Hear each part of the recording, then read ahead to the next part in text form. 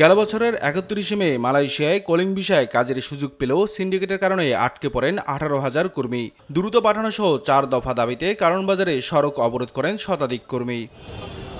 এ সময় কাফনের কাপড় পরে সড়কে অবস্থান নিয়ে নানা স্লোগান দেন তারা। মালয়েশিয়া যাওয়ার জন্য টাকা দিছিলাম, কেউ ৫ লাখ ৭ লাখ, কেউ ৭.৫ লক্ষ টাকাও দিছিল।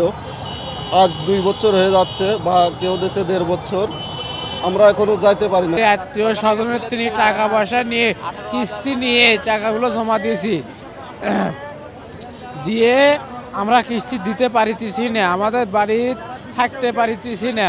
৮-৯ মাস যেভাবে ঘুরাচ্ছে, অফিসে গেলে দালালের কাছে পাঠায়, দালালের কাছে গেলে এজেন্সি অফিসে পাঠায়, আমরা কোথাও ঠাঁই পাচ্ছি না।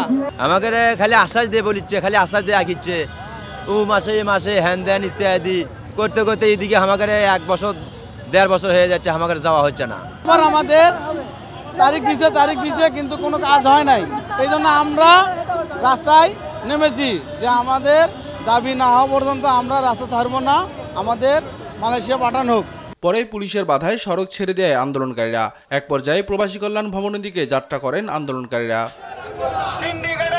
পরে প্রবাসী কল্যাণ ভবন অবরোধ করে সরকারের কাছে সমস্যা সমাধানের দাবি জানায় তারা। পর্যন্ত সমাধান আসবে ততক্ষণ পর্যন্ত আমরা কেউ উঠবো না, বাড়ি ফিরবো না। তবে মন্ত্রণালয়ের সচিব তাদের আশ্বস্ত করেন, জানান মালয়েশিয়া সরকারের সঙ্গে আলোচনা চলছে।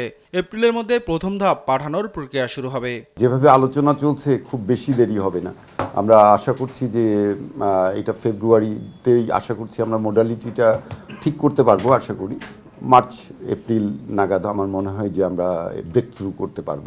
দাবি আদায় না হওয়া পর্যন্ত আন্দোলন চালিয়ে যাওয়ার কথা জানান মালয়েশিয়াগামী আন্দোলনকারীরা। নিয়াজ মুর্শেদ, দেশ টিভি, ঢাকা।